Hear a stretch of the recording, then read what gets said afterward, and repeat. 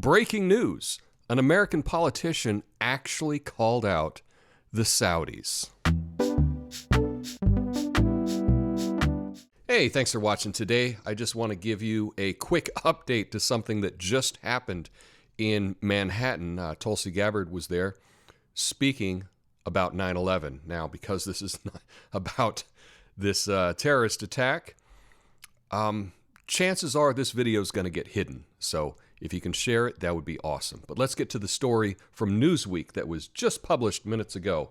Democratic Congresswoman Tulsi Gabbard demanded the U.S. government release documents tying the Saudi Arabian government to the 9/11 terrorist hijackers and called for an end to all Saudi aid Tuesday in New York. Gabbard spoke at the 9/11 Tribute Museum in Lower Manhattan alongside the family members of victims from the September 11, 2001 terrorist attacks. Gabbard sought to end a decades-long search for, quote, truth about the Saudi government's role, if any, in aiding or abetting the 9/11 hijackers, 15 of whom were citizens of Saudi Arabia. The 2020 Democratic candidate called on the Justice Department and the FBI to, quote, declassify and release any investigative documents which may implicate the Kingdom of Saudi Arabia in the attacks which left nearly 3,000 people dead. Now, this comes from a Periscope that was live earlier today. Let me just give you a little bit about what she said. 18 years ago, our nation was attacked by Al-Qaeda, radical Islamic terrorists.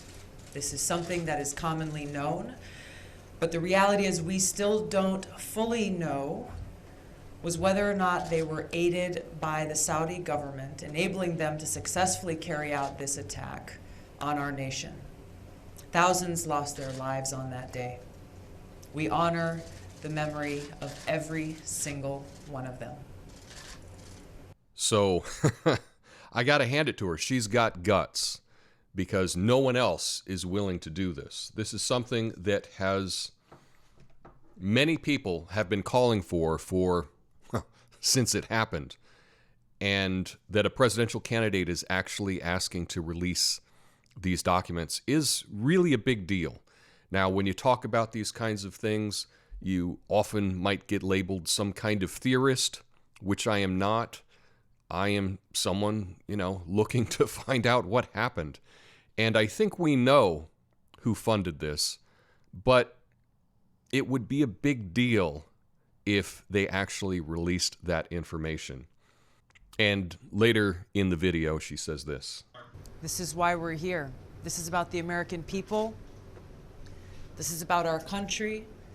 It's about honoring the loss of those like your wife and making sure that we are putting the interests of the American people ahead of the interests of any foreign government. What to speak of the foreign government of the Saudi kingdom. You've heard some of the others talk about the other atrocities occurring in other parts of the world.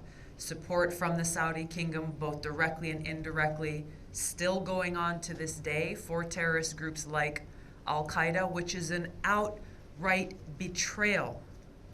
It's a betrayal to you, to your wife, to every single family that lost someone on that day, to every single first responder, every single American service member, every single American. Which is why what has been going on now for over 18 years in withholding this information from all of you and from the American people continues that betrayal, putting the interests of the Saudi kingdom and this so-called alliance that so many speak of in our country, that's not an alliance at all, when their actions are both directly and indirectly undermining our own national security. As Brett said, we are standing here for our country, for the country that we love, for our fellow Americans, for the people that we love, and for our future. And I think that's pretty powerful for a politician to talk about these things. So I have to salute her for that. There is a reference to a website, declassify911.org. And when you go to that website, you can read about what they are trying to declassify and why. It says the U.S. government has been protecting the identity of a person who conspired with the 9/11 terrorists after almost 2 decades of shielding the identity of that person and many others, isn't it time that our own government to release that desperately needed information to the families of the 9/11 victims, to the survivors of the 9/11 attacks, and to all Americans? This investigative document and thousands of pages of other investigative reports have remained classified or heavily redacted by the U.S. government agencies, including the FBI, the CIA, the Department of Justice. As a result of this stunning suppression of evidence, there's been no indictments, no prosecutions, and no convictions stemming from the 9/11, except Zacarias Moussaoui, who claims to have been part of a second wave of attacks. I think this is an important move forward in calling for declassifying this information, and I think it takes guts for a politician to call for it. So that's what's happened today. I'll leave a link to that website and the video in the description. Let me know your thoughts in the comments. Peace.